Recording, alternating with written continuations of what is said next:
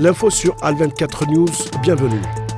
Le président algérien Abdelmadjid Tebboune a reçu lundi la sous-secrétaire d'État américaine à la sécurité civile, à la démocratie et aux droits de l'homme, Ouzra Zaya, ainsi que la sous-secrétaire d'État américaine adjointe aux affaires du Proche-Orient, Barbara Leaf, indique un communiqué de la présidence de la République. L'audience s'est déroulée en présence du directeur de cabinet à la présidence de la République, Boualem Boualem, du ministre des Affaires étrangères, Ahmed Attaf, du conseiller du président de la République chargé des organisations non gouvernementales et des droits de l'homme, Hamid Lounaoussi, et de l'ambassadeur d'Algérie à Washington, Sabri Bourhadoum, précise la même source.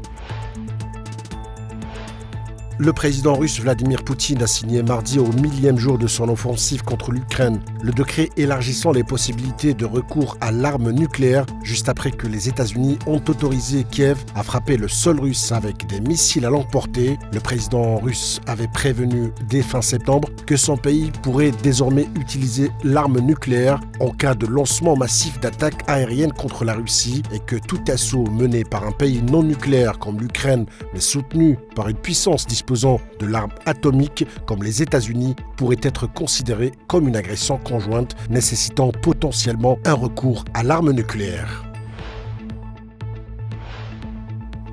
Les dirigeants du G20 ont réaffirmé leur engagement en faveur du multilatéralisme et se sont engagés à réformer le système de gouvernance mondiale selon la déclaration des dirigeants du sommet de Rio de Janeiro publiée mardi. Ils s'engagent à promouvoir un système multilatéral revitalisé fondé sur les principes et les objectifs de la Charte des Nations Unies et du droit international.